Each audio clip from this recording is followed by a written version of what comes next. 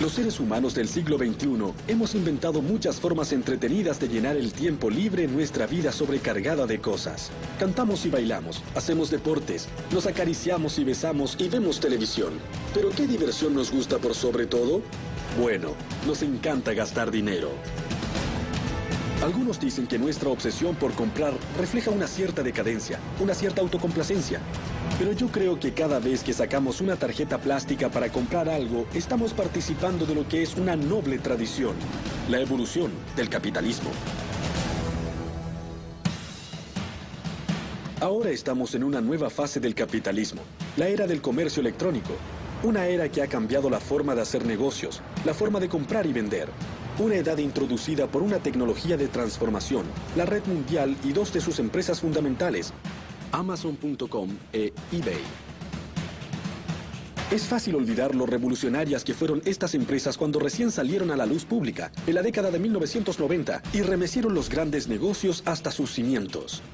Desde la revolución industrial, las corporaciones siempre se han basado en el poder de los altos ejecutivos sentados en sus oficinas elegantes, considerando al consumidor casi como un apéndice.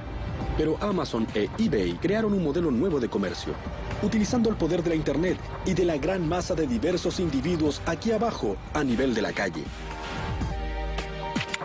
Soy John Heilemann y como periodista he cubierto la revolución del comercio electrónico desde el comienzo. Gracias a la gente que hizo que esto fuera posible, les contaré la historia de las innovaciones de alta tecnología que sustentaron dicha revolución y que luego provocaron una enorme agitación económica. Es la historia de un boom, una burbuja, un colapso y una resurrección. Una historia que ayuda a explicar por qué, a pesar de lo que podamos creer, incluso los peores tropiezos financieros fueron algo increíble, sorprendente e inesperadamente buenos para todos nosotros.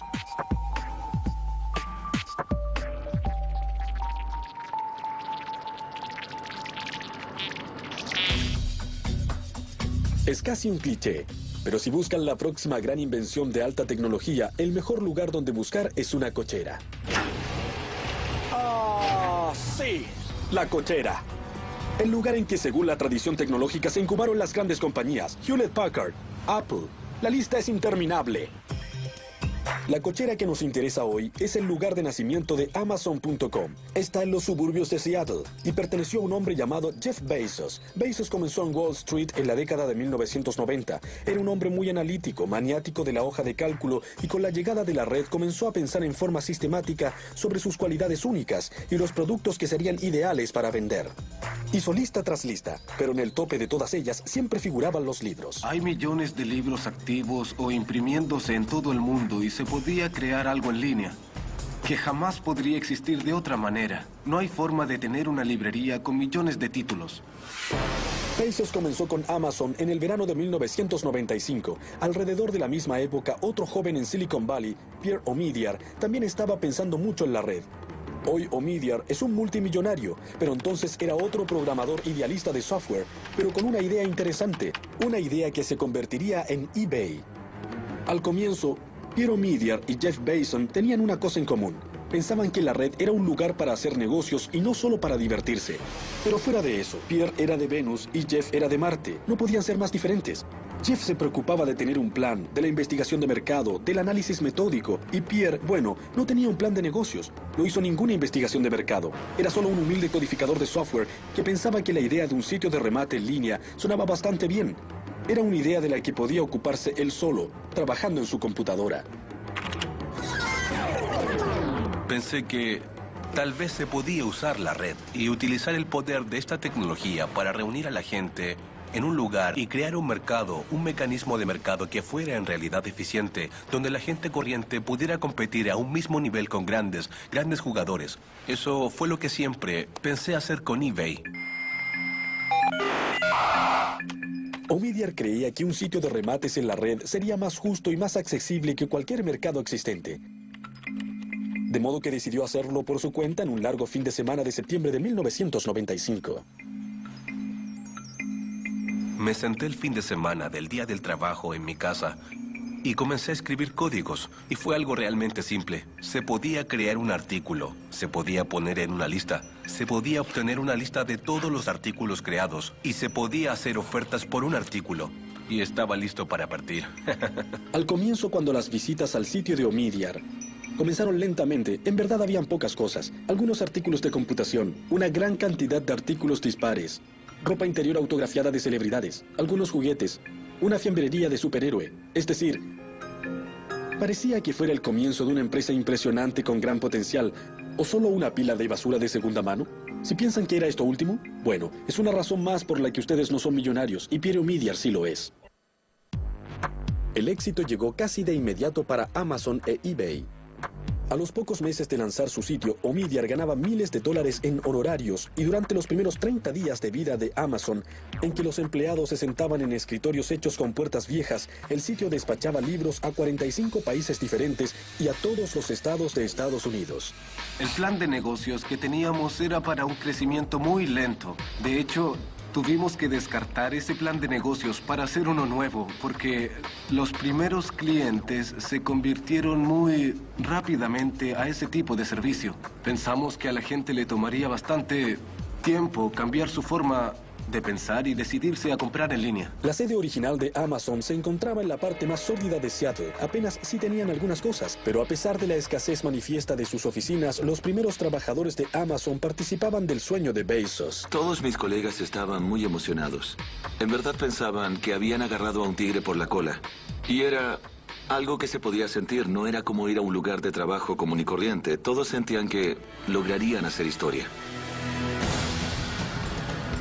El temprano éxito para Amazon e eBay no pasó inadvertido en Wall Street, donde ciertos analistas se sorprendieron al ver lo rápido que se extendía la red.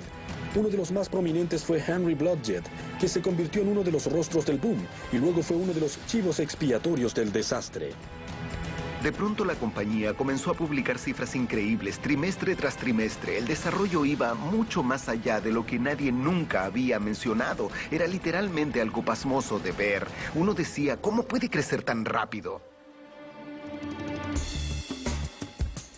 ¿Qué tan rápido fue? Piensen en esto. Después de la invención de la radio, pasaron 38 años antes de que hubiera 50 millones de usuarios. La televisión demoró 13 años, pero una vez que la Internet se abrió al público general, demoró solo 4 años en tener 50 millones de usuarios. Era realmente un crecimiento explosivo. ¿Pero qué es lo que lo impulsaba? Para contestar eso, debemos recurrir a la sabiduría. Debemos comprender la colisión de dos tecnologías y un par de leyes que las convirtieron en algo único en la historia de la humanidad. La primera fue el chip de silicona, que se rige de acuerdo a la llamada Ley de Moore.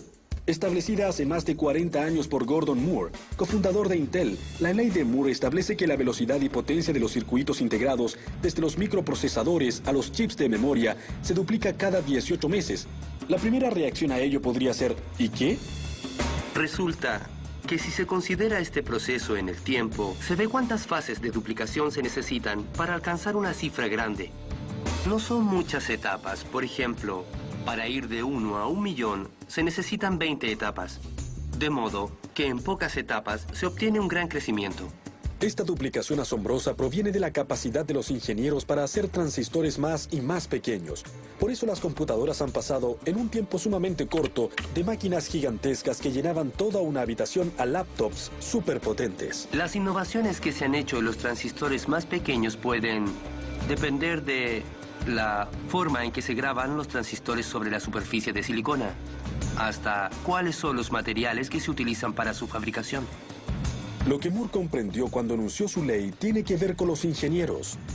Lo primero que hacen con cada generación de chips más densos es utilizarlos para hacer chips aún más densos. En otras palabras, el proceso es autocatalítico, es decir, autoacelerador. Cuando Moore hizo esa declaración, fue casi una regla que los diseñadores de microprocesadores debían acatar. Se sentían obligados a suministrar cualquier mejora tecnológica necesaria para hacer los transistores lo bastante pequeños y duplicar su efecto. Pero la ley de Moore es solo la mitad de la historia detrás del milagro tecnológico de la red. La otra mitad es una regla conocida como la ley de Metcalfe, establecida por Robert Metcalfe, inventor del Ethernet.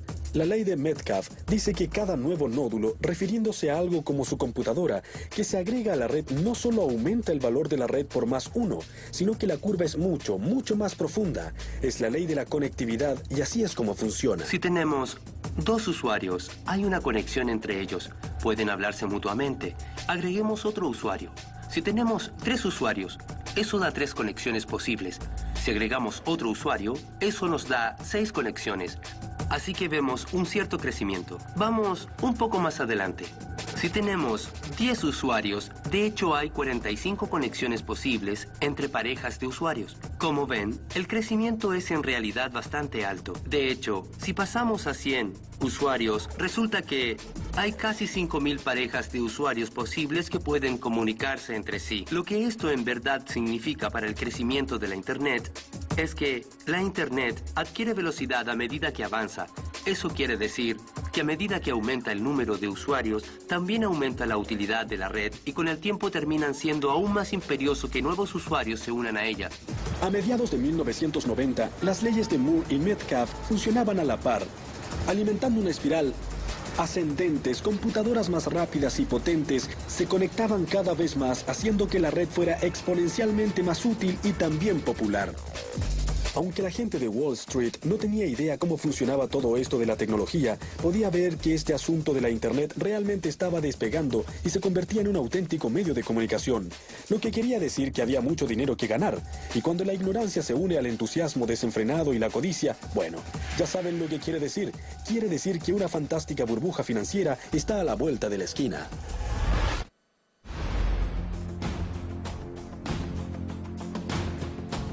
La historia nos muestra que cada gran ola de transformación innovadora está acompañada de una obsesión financiera. Un ejemplo fue el frenesí del ferrocarril que se apoderó de Estados Unidos e Inglaterra a mediados del siglo XIX. En esa misma época hubo una gran especulación en torno al telégrafo. 50 años antes hubo una acerca de los canales. 50 años después, el modelo T de Ford inició una burbuja automovilística. En cada ocasión, el patrón fue el mismo. Una innovación tecnológica hace surgir empresas de riesgo. Los inversionistas agitan y se precipitan a comprar un trozo del futuro y luego todo termina en lágrimas, bancarrotas, quiebras, pérdidas en la bolsa. ¿Les suena conocido? Por supuesto que sí, pero describe exactamente lo que pasó en la década de 1990 con la Internet. El ciclo comenzó en 1995 cuando Netscape lanzó su poco probable y sumamente exitosa oferta pública en la bolsa. Poco después se lanzaron las ofertas públicas de buscadores como Yahoo y Excite. Un año después, Jeff Bezos daría el próximo paso para que el boom terminara transformándose en una burbuja. La oferta pública de Amazon fue en mayo de 1997. La compañía tenía 2 años, muy pocos ingresos y ninguna ganancia. Pero Bezos ya llamaba a Amazon la mayor librería del mundo y ensalzaba cada vez más su potencial. Algunos la denigraban diciendo, es solo una librería, no es rentable, se quedarán sin dinero y sin negocio. Otros decían, no, es algo grande, es un gran modelo nuevo y van a crecer muy rápido. De modo que desde el comienzo fue muy controvertida. Jeff Bezos no ocultó el hecho de que pretendía cambiar las reglas de los negocios. Una vez los dos hablamos del aspecto menos convencional y más controvertido del enfoque y procedimiento de Amazon. A pesar de que sus ingresos aumentaban, perdía cada vez más dinero. Bezos se inclinó hacia adelante en su escritorio y dijo, casi nadie lo sabe, pero por un momento en realidad fuimos rentables, pero fue solo por un trimestre, y no nos gusta admitirlo porque fue un accidente. Cada vez que Jeff tenía la oportunidad, bajaba los precios para tener un crecimiento mayor, a diferencia de muchos otros ejecutivos que mantienen los precios para tener más ganancias. A decir verdad, Bezos no decía que las ganancias no importaban o que Amazon podía seguir perdiendo dinero en forma indefinida. Lo que decía era que en el periodo formativo del desarrollo de la red, las ganancias podían y debían sacrificarse temporalmente a favor de un crecimiento rápido. La estrategia de Bezos se reducía a 3 simples palabras: crecer, mucho y rápido. Crecer rápidamente era muy importante para nosotros. Era una estrategia crítica y la razón era que sabíamos que podíamos ofrecerles a los clientes una experiencia mejor si teníamos un volumen mayor. Para crecer rápidamente era esencial que Amazon convenciera a sus clientes de confiarles su información personal más valiosa y el número de su tarjeta. Los consumidores acudían a Amazon gracias a su comercio electrónico confiable y seguro Y Bezos persuadió a Wall Street de que apoyara su estrategia de perder dinero pero crecer rápido. Pero el boom de la Internet del que Amazon formaba parte todavía era frágil. Progresaba a tropiezos. El público todavía no estaba seguro de que la red no fuera solo una moda y compañías como eBay no ayudaban a despejar esa incertidumbre con compradores y vendedores comerciando objetos poco apetecibles. En el momento que creé eBay, no sabía que había tantos coleccionistas. Es decir, ni siquiera tenía idea. No soy un hombre de negocios, no hice una investigación de mercado. Al comienzo, cuando surgió eBay, había muchos gerentes de inversiones que nos llamaban y decían, vamos, son solo ventas menores. ¿Quién quiere pagar por cosas que no se pueden ver? Decíamos que la gente era básicamente buena, que solo hacía negocios entre sí. Era gracioso contar eso en Nueva York. Todos miraban y decían, ¿en serio? En la primavera de 1998, Pierre y sus inversionistas se dieron cuenta de que necesitaban al mando a alguien de primera categoría si querían que Wall Street tomara en serio a eBay. Encontraron a May Whitman, una graduada de Harvard que una vez se ocupó del mercado en Walt Disney y había sido una alta ejecutiva de la empresa de juguetes Hasbro. Tratamos de definir a la compañía en términos de artículos coleccionables porque el 98% eran productos de ese tipo. De hecho, el 8% de los artículos eran bebés Beanie. No era algo que dijéramos mucho. eBay programó el lanzamiento de su oferta pública en septiembre de 1998, en un momento en que toda la economía mundial estaba agitada debido a la crisis financiera de Rusia en ese verano. ¿Querría alguien comprar acciones de una empresa que muchos llamaban mercado de las pulgas? Nadie lo sabía. La incertidumbre aumentó cuando la mañana de la oferta pública los mercados abrieron e eBay ni siquiera se estaba cotizando. Esa mañana llegamos a Nasdaq para ver cómo se efectuaba la primera transacción y estuvimos esperando y esperando. Estaba ligeramente pesimista. Pensé, nada nunca ha funcionado bien para mí y esta será otra de esas situaciones. Pero la oferta pública no solo funcionó para eBay, sino que la empresa tuvo un resultado fantástico con una cotización que superaba las expectativas de todos. Ese primer día, las acciones de eBay subieron muchísimo y al final del día la empresa valía más de $2.000 millones.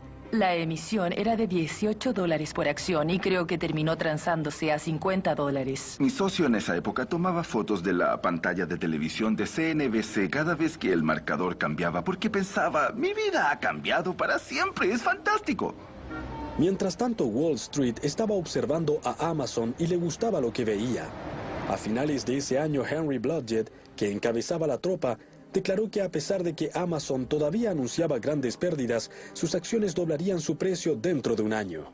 Recuerdo que en un vuelo de regreso a Nueva York desde Houston estaba en la última fila con mi hoja de cálculos y me dije, repasaré las cifras otra vez y veré cuál es el escenario más razonable para estas acciones en un año más. Obtuve un precio entre $300 y $500 y elegí una cifra entre medio. En realidad la reacción fue una verdadera impresión. La predicción de Blodgett despertó un furor mediático que a su vez provocó un frenesí de compra en Wall Street y el precio de las acciones de Amazon efectivamente se duplicó, no con el curso de un año, sino solo con el curso de unas pocas semanas. Eso fue probablemente el comienzo de la burbuja frenética.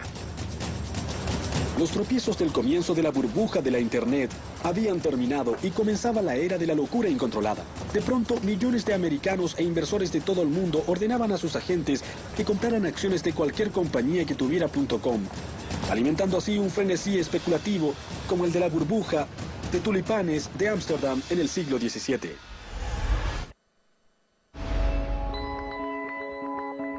Las ofertas públicas de Amazon e eBay hicieron sumamente ricos a Jeff Bezos y Pierre Omidyar, al menos en el papel, pero también tuvieron un efecto aún mayor, los hicieron famosos. A medida que su historia se conoció, inspiró a legiones de imitadores, a estudiantes de las escuelas de economía de todo el país que comenzaron a empacar y trasladarse a Silicon Valley. Cuando me mudé a San Francisco a comienzos del 98, la emigración apenas había comenzado, pero a finales de ese año, después de la OPI de eBay, la creciente confianza de que los giros de la economía mundial no iban a ahogar el boom, surgió una nueva fiebre del oro. Prácticamente se podían ver hordas de cateadores.com cruzando el puente de la bahía armados de laptops y planes de negocios en vez de picos y palas. Y en verdad, ¿quién podía culparlos? A juzgar por eBay y Amazon, todo parecía tan fácil. Es cierto que Bezos y Omidyar eran listos, ambiciosos y monotemáticos, pero también lo eran muchos graduados de Harvard, Yale y Wharton. Y parecía que todas las reglas estrictas de los negocios habían desaparecido. ¿Experiencia? ¿Quién la necesitaba? ¿Ganancias? Por favor. Era un nuevo mundo feliz, una nueva economía en que la gravedad y las leyes de la física no parecían preponderantes. La gente en los restaurantes y en los bares veía los canales de noticias económicas en la televisión para enterarse de cómo iban sus acciones.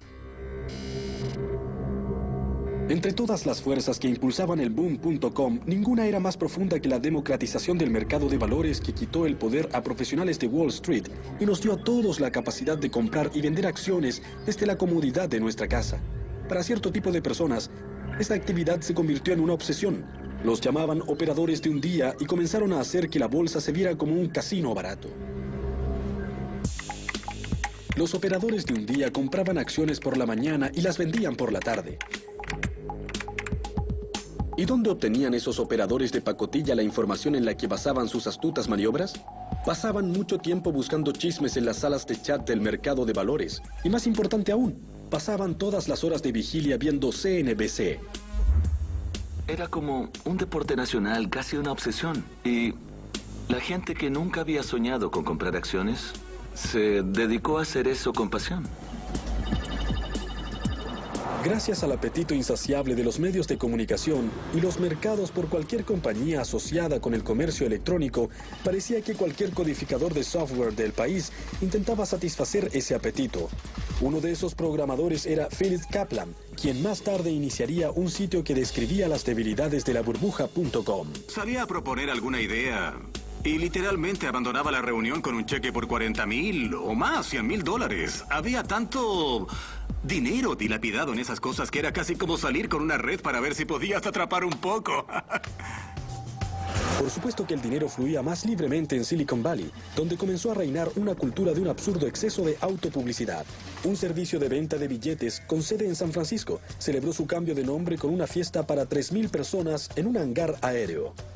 La gente gastaba sumas increíbles de dinero. Escribí sobre una compañía que gastó $10 millones en su fiesta de lanzamiento. Contrataron al grupo The Who, reunieron 12 millones y gastaron 10 millones en la fiesta. Tal vez el gasto más loco de todos era el de los avisos por televisión. Durante el Supertazón del año 2000, más de una docena de compañías gastaron un promedio de $2.2 millones en avisos de 30 segundos, dilapidando 40 millones del dinero de los accionistas y de un capital no tan duramente ganado. Sin embargo, para muchas personas en el territorio de la alta tecnología, esas sumas parecían triviales, y eso creó un sistema social en que comenzaron a afianzarse actitudes muy extrañas. Tom Wolfe bautizó los años de 1980 como la década del yo, pero en 1999 era obvio que los años 90 eran la década E. Prácticamente todos los días una nueva compañía de comercio electrónico salía a la luz. Los chicos que dirigían las nuevas compañías eran discípulos fervientes del crecimiento rápido pregonado por Amazon e eBay. Pero cuando estas teorías eran practicadas por mentes menos brillantes, conducían directo a la más absurda estupidez y a una serie de compañías con nombres increíblemente necios, como Mascotas.com y también Mascota Elegante, Mascotopia. Luego venían las con I, impresión, imagen, imitable, impacto. Después vienen las con E-prensa, E-saludos, emerger, E-fondos, E-préstamos y por supuesto Epifanía. Y también Morillo, Cortafuego, Pez Navaja.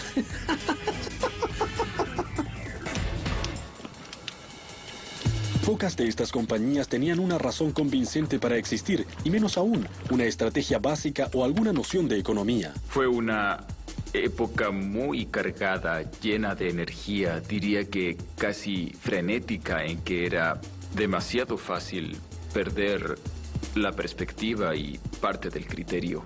Tal vez se pregunten, ¿por qué los capitalistas de riesgo financiaban esas empresas poco originales, necias o inútiles? ¿Eran locos? ¿O codiciosos? Tal vez un poco de ambas cosas. Lo que en verdad estaban haciendo era proteger sus apuestas.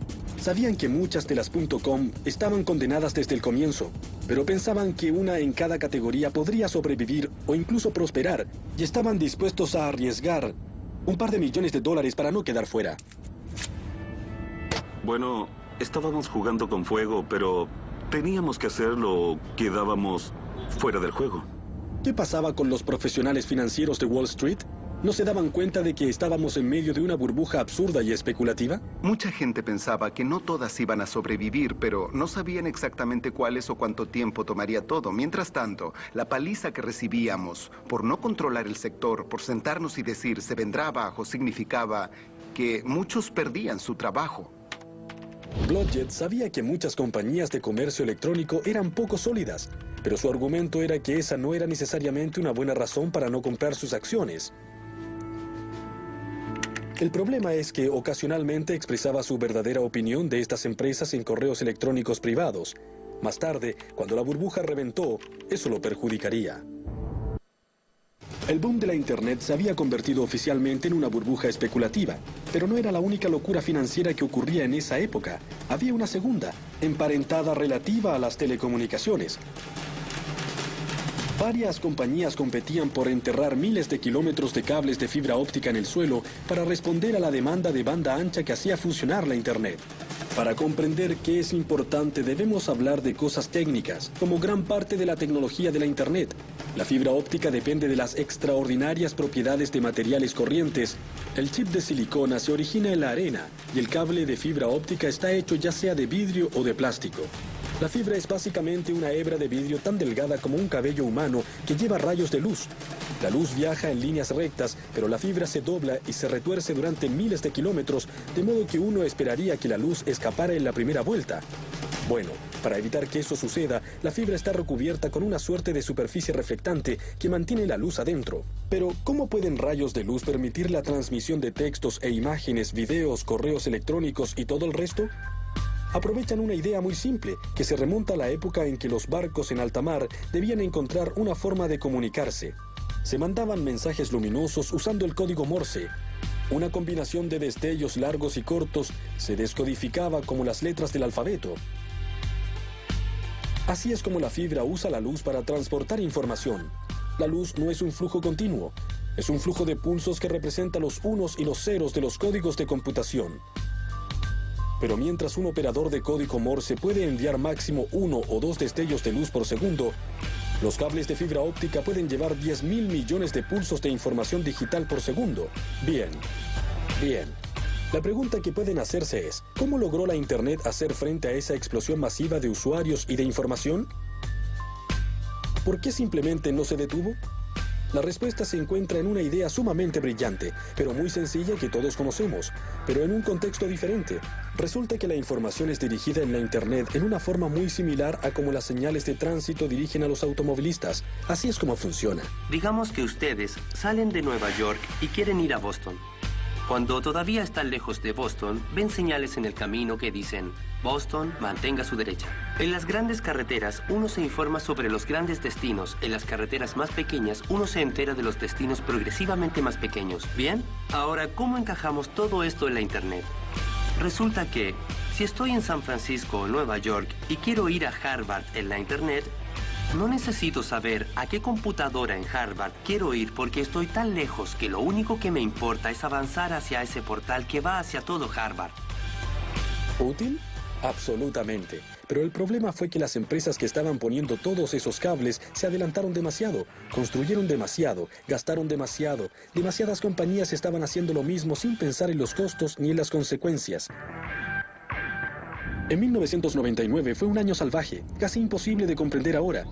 Desde el comienzo del boom en 1995, en un año nunca hubo más de 30 compañías de Internet que cotizaron en la bolsa. En 1999 el número total de ofertas públicas e Internet fue de 250. Pero eBay y Amazon se mantenían una cabeza delante del resto de los .com. El valor de mercado de eBay en el Nasdaq era de $21.000 millones y hasta era rentable. Era muy irreal desde el punto de vista del mercado de valores, y eso me preocupaba mucho porque hay que recordar que yo tenía poco más de 40 años. Llevaba en este negocio 20 años y sabía que eso no estaba bien. La época tenía un efecto embriagador y pensaba si el mercado no se adelantaba demasiado a lo que la compañía podía entregar. No había una base fundamental y eso me preocupaba. Aunque la compañía de Bezos no podía decir lo mismo, tenía ventas de $1.600 millones anuales y su valor de mercado era la asombrosa cifra de $37.000 millones. Jeff siempre nos decía que no miráramos el precio de las acciones, lo que me parece que era muy inteligente de su parte. Decía que hiciéramos todo lo posible por la empresa. Nunca me dije a mí mismo, vaya, soy un crítico que tiene 10 millones de dólares, porque realmente había una enorme desconexión entre el trabajo y lo que hacías, y las recompensas que recibías. Había algo, una suerte de continua aureola de irrealidad todo el tiempo en el ambiente.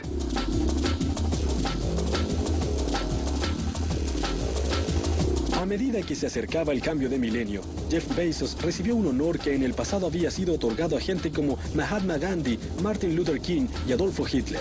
La revista Time lo nombró el personaje del año, la encarnación del comercio electrónico.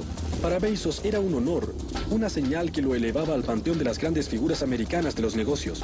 Pero los más cínicos lo veían de otra forma, como una señal de que el fin estaba cerca.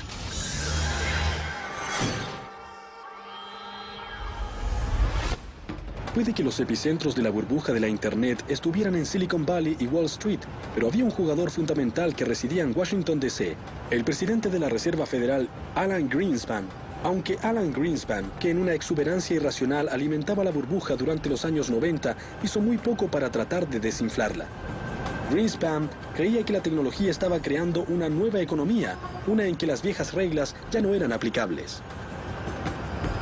Pero después de ver el demencial aumento del mercado de valores en 1999 y ver señales de un peligroso recalentamiento de la economía en general, Greenspan decidió que había llegado la hora de enfriar las cosas.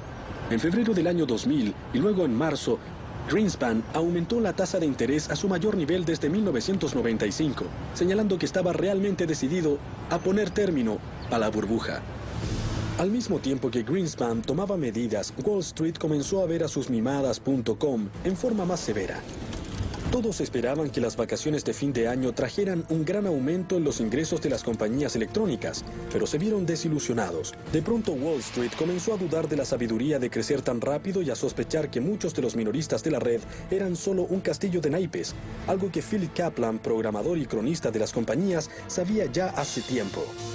Había sitios de comercio electrónico que nosotros construíamos y en los que el cliente había gastado 2, 3 o 4 millones de dólares. Me introducí en su base de datos y veía que tenían 100, 25 o 20 dólares en ventas.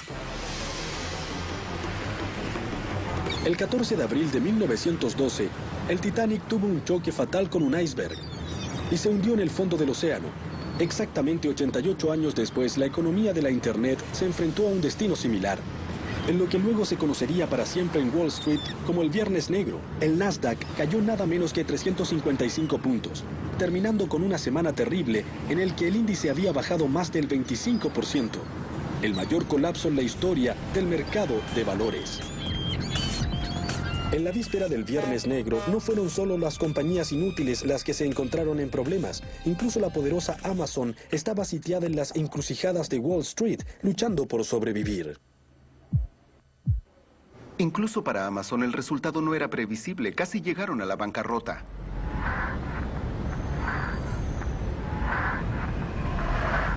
A medida que las acciones de Amazon se venían abajo, también lo hizo la fortuna de papel de James Marcus. Ya no era el crítico de libros más rico del planeta. Estaba feliz de tener ese dinero, y si hubiera alguna forma de recuperarlo, lo haría en un segundo. En diciembre de 1999, Time había nombrado a Bezos el hombre del año. 6 meses después, Wall Street se preguntaba si Amazon no iba a la bancarrota. Un informe de Lehman Brothers hizo que las acciones de la compañía bajaran 19% en un solo día. Yo estuve con Bezos al día siguiente, en una conferencia en Aspen, Colorado, y vi cómo defendía rotundamente a su compañía en una serie de entrevistas. Fue el punto más bajo de su carrera. Y la pregunta era si su actitud era una señal de valentía y de visión futura o era una actitud de negación. A comienzos de 2001, Bezos despidió 1.300 empleados en los que pareció ser un giro trágico para una empresa que hasta hace poco había representado lo que era mejor en el comercio electrónico. Una decisión así es muy dolorosa para todos en Amazon.com, muy angustiante a nivel personal y claramente es la decisión correcta. 18 meses después del Viernes Negro, llegó el 11 de septiembre, que finalizó en forma definitiva el largo boom que había animado la economía americana y mundial en la década de 1990. Desde su punto de vista más alto, sobre los 5.000, el Nasdaq había perdido más de 2/3 de su valor. Incluso los gigantes de alta tecnología como Intel y Sun Microsystems quedaron heridos junto a muchos jóvenes genios del .com. WebBand, adiós. Excited Home, adiós. Glow.com, Pets.com, Boo.com, adiós, adiós, adiós. En una cita famosa, Elizabeth Kubler-Ross dijo que frente a la muerte hay 5 etapas de duelo: negación, ira, negociación, depresión y aceptación. Pero cuando se trata de la muerte de burbujas del mercado de valores, hay una etapa adicional que viene antes de la aceptación: la recriminación. Los deudos se sienten estafados por el muerto y buscan a alguien a quien culpar. Y en este caso fue Wall Street. En defensa de los indignados accionistas, el entonces fiscal general de Nueva York y actual gobernador Eliot Spitzer lanzó una cruzada para reformar las ofertas públicas y castigar a los supuestos villanos. Su objetivo más famoso fue Martha Stewart, pero en segundo lugar estaba nuestro viejo amigo, Henry Blodgett. Claro que estaban furiosos, perdieron mucho dinero. Usando como evidencia los correos electrónicos que envió Blodgett, la Securities and Exchange Commission, o SEC, acusó a Blodgett de fraude. Blodgett llegó a un acuerdo sin admitir ni negar las acusaciones y fue exiliado de por vida del mercado de valores. No puedo entrar en detalles acerca de los correos, pero desde una perspectiva más amplia, yo me entusiasmé con el impulso de la ola de Internet. Tuve mucha suerte respecto al momento en que estuve allí. La verdad, fui muy optimista respecto a las compañías correctas en su momento y vi un beneficio tremendo con el boom. Y creo que probablemente más que ningún otro analista sentí la caída como un choque a toda velocidad contra las rocas. 5 años después, la amargura que dejó la burbuja.com se ha calmado. La aceptación ha funcionado. Pero si la mayoría mira en retrospectiva, le parece que fue un momento de demencia temporal, en que mucha gente fue despojada por un grupo de estafadores digitales. En resumen, fue algo muy malo. Pero también hay otra corriente de opinión, una que tiene mayor perspectiva histórica y lógica económica, una que ve ciertas virtudes en la burbuja y el alto precio que pagamos por el progreso. La gran quiebra de los .com en el año 2000 y 2001 fue en verdad notoria por donde se mire. Unos 35.000 millones de dólares de riqueza en papel se evaporaron en un año. Pero no ha sido un suceso único. Cuando reventó la burbuja de los ferrocarriles, las acciones perdieron el 85% de su valor y el colapso de las burbujas del automóvil, los canales y el telégrafo también causó pánico y recesión.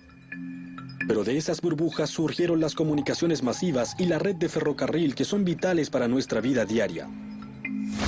Lo mismo ha sucedido con el comercio electrónico. Puede que hayan desaparecido incontables.com, pero unas pocas compañías no solo sobrevivieron, sino que se convirtieron en gigantes sumamente rentables. Se podría decir que Amazon e eBay son la Ford y la General Motors de la economía de la red. Lo que hicieron Amazon e eBay fue fundamentalmente diferente y lo hicieron temprano, en forma agresiva y sumamente bien, reconociendo que la experiencia del cliente es algo fundamental y por eso todavía existen hoy entre nuestras corporaciones multinacionales globales. La lección tanto de eBay como de Amazon es que la mayoría de las compañías de comercio electrónico exitosas hicieron algo más que usar la red para vender cosas. Comprendieron que hay que usarla para darle poder a la gente común y corriente en una forma totalmente diferente al antiguo sistema de arriba hacia abajo, unidimensional, que denominaba los negocios antes de la economía de la red. En eBay, todo se centra en darle poder a la gente corriente, para que use las herramientas en la forma que le parezca. Hay que retroceder, alejarse y dejar a la gente que haga las cosas a su gusto. Aunque los detalles son diferentes, el enfoque de Amazon sobre otorgarle poder a sus clientes es similar, aunque eso en ocasiones moleste a sus proveedores. Piensen, por ejemplo, en la política de Amazon de dejar que sus clientes agreguen críticas sin censurar a los libros que ofrece el sitio. Una vez oí a Bezos hablar sobre las quejas que recibía de las casas editoriales. ¿Y si la gente pone los libros por los suelos?, le dijeron a Bezos. Eso sería malo para los negocios. Se equivocan, les dijo Bezos a las editoriales. Ustedes están en el negocio de vender libros. El nuestro es satisfacer a los clientes. Lo más importante para mí respecto a lo que la gente puede decir sobre Amazon.com unos 50 o 100 años en el futuro, lo que me gustaría escuchar es que establecimos un nuevo estándar en el servicio al cliente. Lo que hizo que el superviviente sobreviviera es, primero, una profunda comprensión y un enfoque incesante en sus clientes.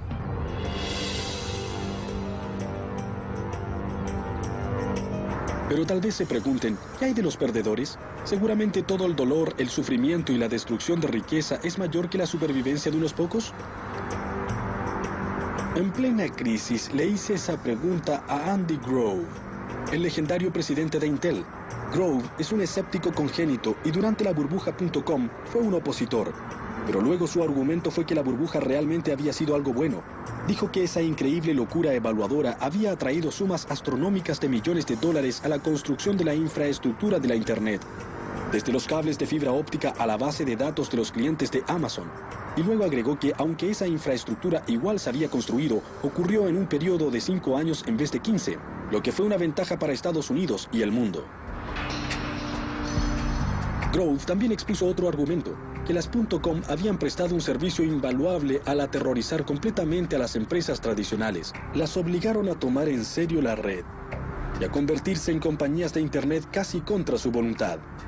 ¿De modo que las .com no murieron en vano?, le pregunté. No, me contestó Grove. Las .com se arrojaron a la hoguera, pero el resultado fue crear una llama aún mayor. Se perdieron demasiados trabajos, muchas compañías fracasaron, pero también es cierto que de eso surgieron muchas compañías nuevas y fueron perdurables. Y además la economía se vio genuinamente transformada. El concepto de la destrucción creativa es famoso en la economía y parece una buena descripción de lo que ocurrió en la era .com y de lo que está pasando ahora. Primero, una ola de innovaciones, luego una locura financiera y después una gran quiebra, seguidas de una edad de oro, construida sobre lo que quedó. De las cenizas de las .com y los éxitos de Amazon e eBay, surgió un nuevo tipo de compañías dirigidas por un nuevo tipo de empresarios. ¿Quiénes son esos empresarios? Es la gente que se quemó antes, de modo que tiene la experiencia para asegurarse de no cometer otra vez los mismos errores. Creo que es exactamente de lo que se trata la Internet. La Internet se trata de conectar a individuos, o de conectar a los individuos con la información. Es cierto que fuera de Silicon Valley, no encontramos mucho consenso acerca de que estamos comenzando una edad de oro digital. Pero en cierta forma, eso podría ser el argumento más fuerte respecto a lo lejos que ha llegado la red, y en especial el comercio electrónico durante la última década. El futurólogo John Seely Brown una vez dijo que cuando una tecnología se hace placentera, se hace omnipresente y esencial, desaparece, se hace invisible. Piensen en la electricidad, en los aviones, los automóviles y el aire acondicionado. Como las vías férreas que cruzan el país, la red se está convirtiendo en la base de nuestra economía y nos lleva a nuestro destino en forma tan suave y eficiente que no nos damos cuenta de lo rápido que vamos.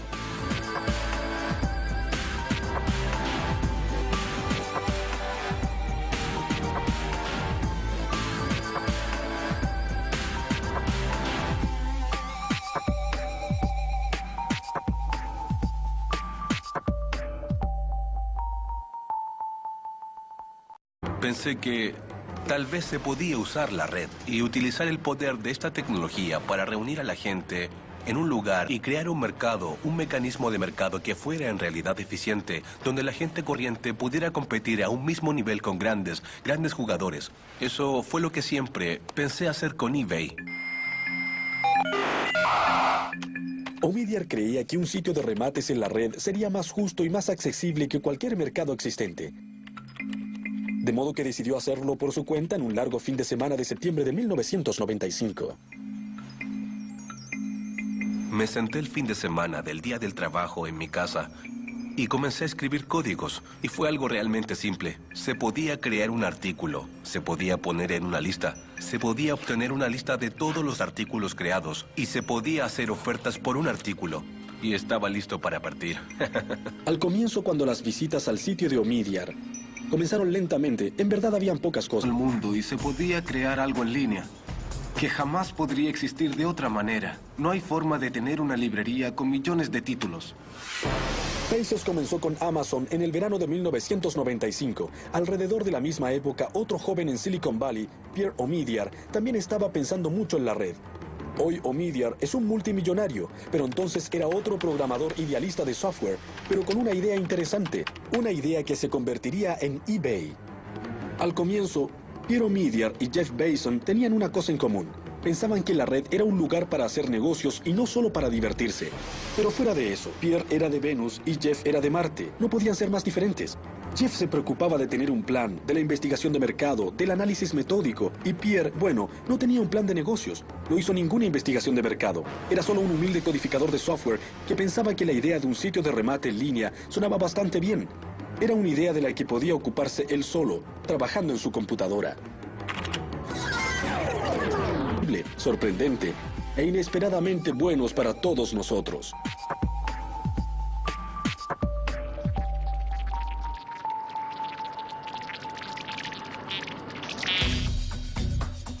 Es casi un cliché, pero si buscan la próxima gran invención de alta tecnología, el mejor lugar donde buscar es una cochera. ¡Ah, sí! La cochera. El lugar en que, según la tradición tecnológica, se incubaron las grandes compañías, Hewlett-Packard, Apple. La lista es interminable. La cochera que nos interesa hoy es el lugar de nacimiento de Amazon.com. Está en los suburbios de Seattle y perteneció a un hombre llamado Jeff Bezos. Bezos comenzó en Wall Street en la década de 1990. Era un hombre muy analítico, maniático de la hoja de cálculo y con la llegada de la red comenzó a pensar en forma sistemática sobre sus cualidades únicas y los productos que serían ideales para vender. Hizo lista tras lista, pero en el tope de todas ellas siempre figuraban los libros. Hay millones de libros activos o imprimiéndose en todo.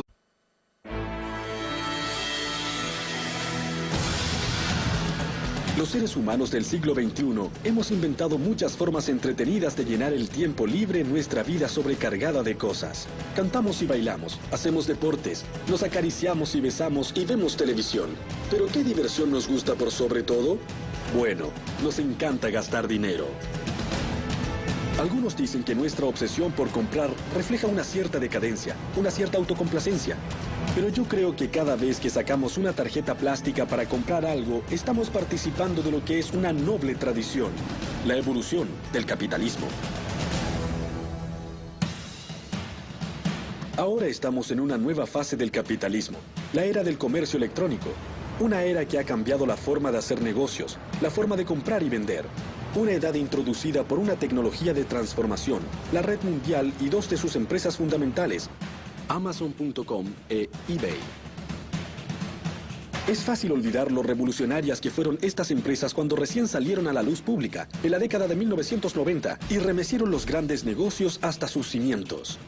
Desde la revolución industrial, las corporaciones siempre se han basado en el poder de los altos ejecutivos sentados en sus oficinas elegantes, considerando al consumidor casi como un apéndice.